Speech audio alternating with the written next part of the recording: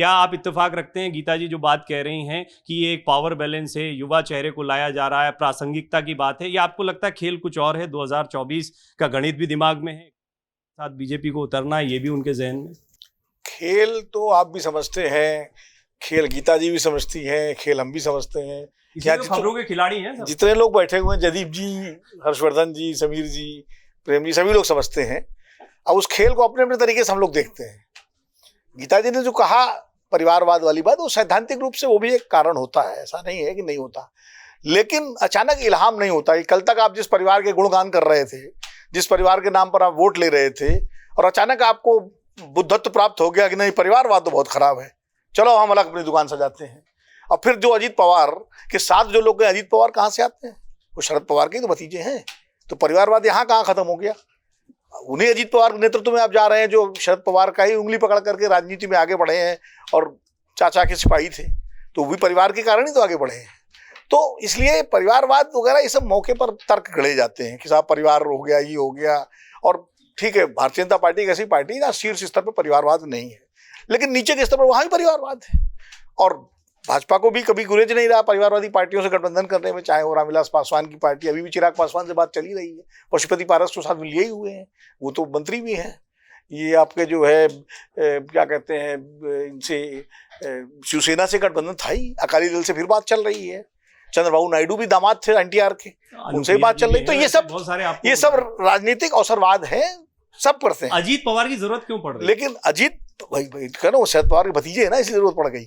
शरद पवार को लाना चाह रहे हैं तो पहले अजीत पवार को ले आए। शरद पवार को लाना चाह रहे थे, लेकिन शरद पवार आए नहीं। आना चाहते तो शरद पवार चले आते, काहे कितनी देर लगती है? अजीत पवार के थ्रू शरद पवार क्यों आएंगे? वाया अजीत पवार क्यों आएंगे? अगर शरद पवार को डील ही करनी होगी तो मोदी जी से, अमित शाह जी से सीधे बात करके कर सकते हैं डील। तो ये मामला ये है कि देखिए, भारतीय जनता पार्टी के लिए 2024 में 2-3 राज्यों में थोड़ा सा दिक्कत है। महाराष्ट्र, बिहार और पश्चिम बंगाल, जहां उनका 2019 में परफॉर्मेंस बहुत जबरदस्त है, एनडीए का खास मिला करके। अब बिहार में जो ये हुआ, नीतीश कुमार और लालू यादव फिर एक साथ हो गए। महाराष्ट्र में जो अगाड़ी बन गया, तो उससे जिस तरह उपचुनाव में नतीजे आए, और वो तो उससे चिंता स्वाभाविक थी। तो जो 2 पार्टियां बड़ी हैं अगाड़ी की, पहली शिवसेना और दूसरी एनसीपी। कांग्रेस उस तरह से अलग है वो भी, लेकिन जो क्षेत्रीय पहचान है वो इन्हीं दोनों की है, शिवसेना की, एनसीपी की। तो जाहिर है इनको तोड़ना था। तो सबसे पहले तो शिवसेना को तोड़ करके अपनी सरकार बनाई गई, सरकार हाथ में आई। शिवसेना के 40 विधायक आए, मूल शिवसेना जो है उसका नाम झंडा शिंदे जी को मिल गया चुनाव आयोग के फैसले से। अब वही प्रयोग शिंदे 2, जैसे आजकल सीक्वल बनाने का चलन है ना बम्बई में, बॉलीवुड सीजन 2 आ गया, तो सीजन 2 आ गया, तो वो एनसीपी में अब अजीत पवार और वो सारे लोग।